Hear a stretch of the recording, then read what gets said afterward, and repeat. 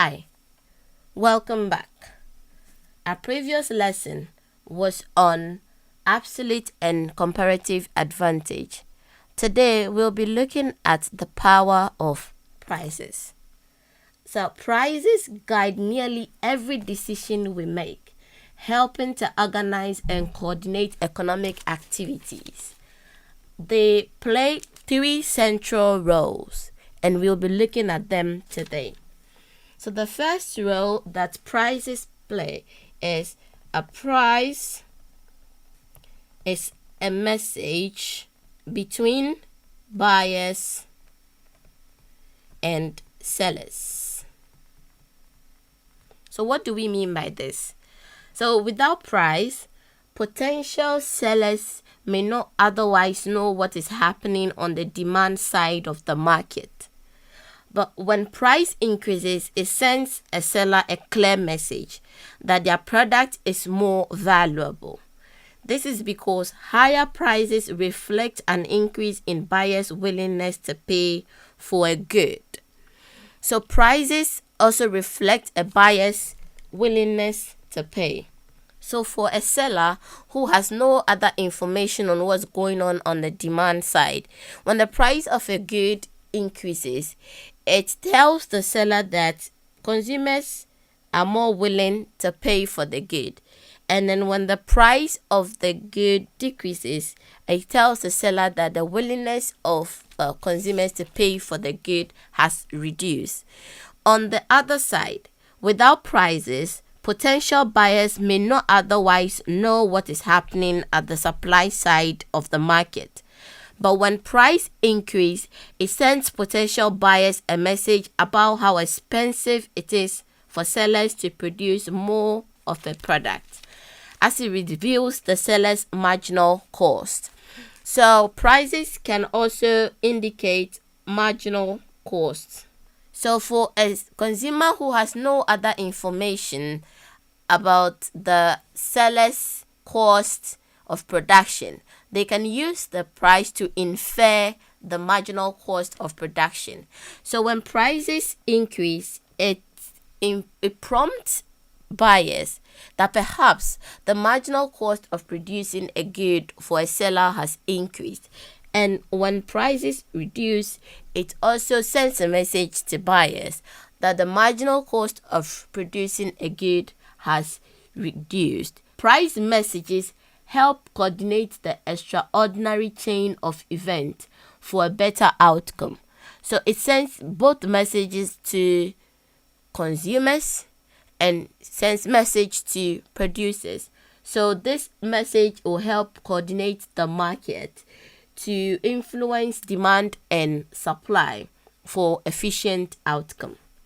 Now, the next role that price play is that a price is an incentive.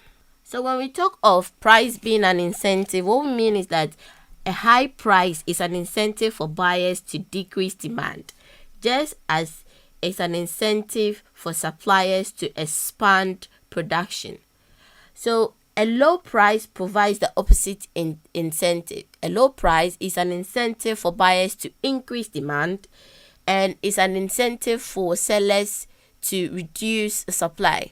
So this is shown by the law of supply and demand, really, because it says that higher prices should reduce demand, and in the supply case, higher prices will increase supply.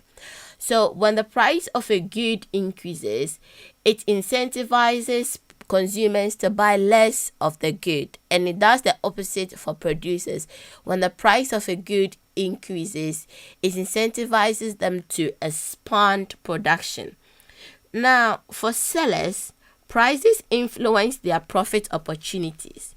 A high price is an incentive to suppliers to expand production because it creates new profit opportunities.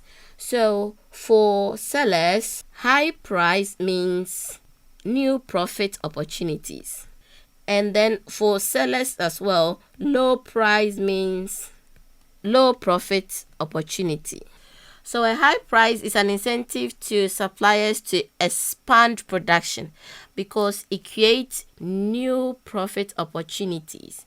And a low price is an incentive to reduce production because other opportunities start to look better. So for instance, if you are a producer who can produce good A or good B, if the price of good A rises, then it means that you find it more profitable to produce that good. So you get an incentive to increase production.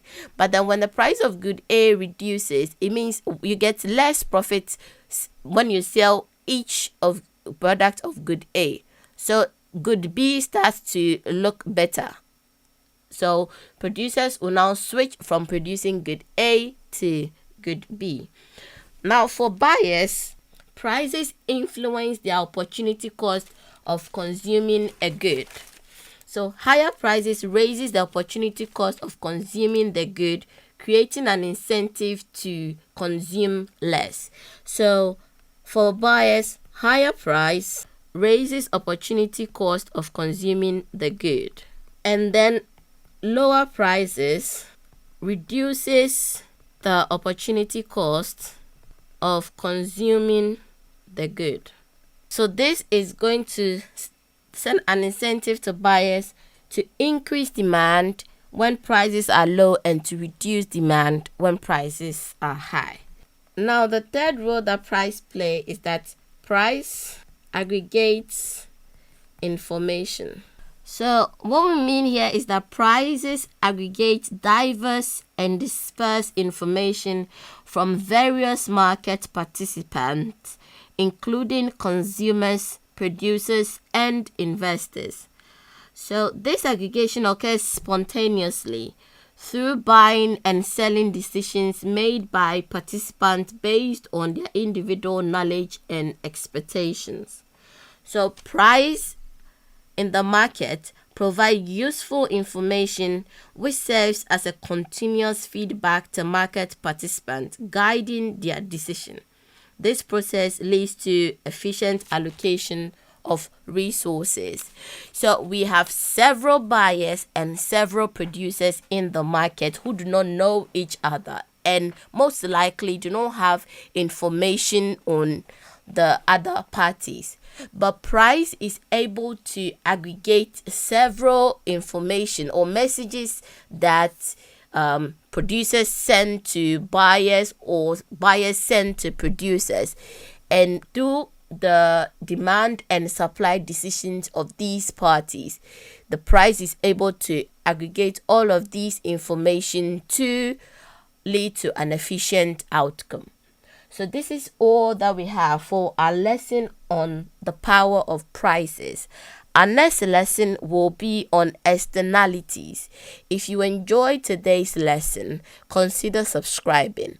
Thank you.